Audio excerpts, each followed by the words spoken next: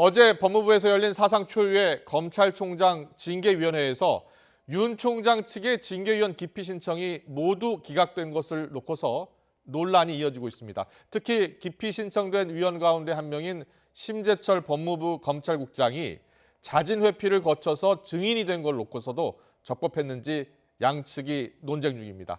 대검찰청의 YTN 취재기자 나가 있습니다. 임성호 기자. 네, 대검에 나와 있습니다. 어제 징계위원회에서 윤 총장 측이 징계위원 4명에 대해 기피 신청을 했고 모두 기각됐는데요. 이걸 두고 무엇이 지금 논란이 되고 있는 겁니까?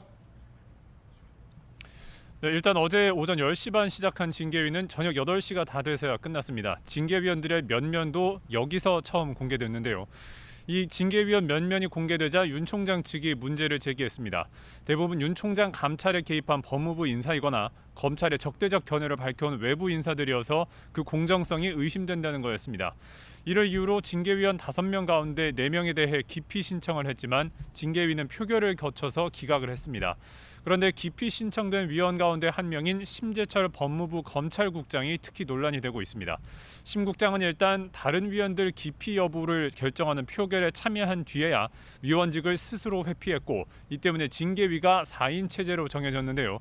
이에 대해 윤 총장 측은 심 국장 스스로 징계위원 자격이 없다는 것을 알고 있었으면서도 기피 의결 정족수 충족을 위해 가만히 있다가 기피 신청이 기각된 뒤에야 위원직을 포기하는 꼼수를 부렸다고 비판하고 있습니다. 하지만 당연직 징계위원이기도 한 이용구 법무부 차관은 이에 대해 문제가 없다고 강조했습니다. 징계위원은 자신에 대한 의결에만 참여할 수 없을 뿐 다른 위원에 대한 기피 의결에는 참여할 수 있다는 판례가 있다면서 이번 일도 적법한 처리였다고 반박했습니다. 어제는 절차 관련 논의가 길어지면서 징계 사유 검토는 이루어지지 못했는데요. 오는 15일에 증인 신문이 본격적으로 진행된다고요?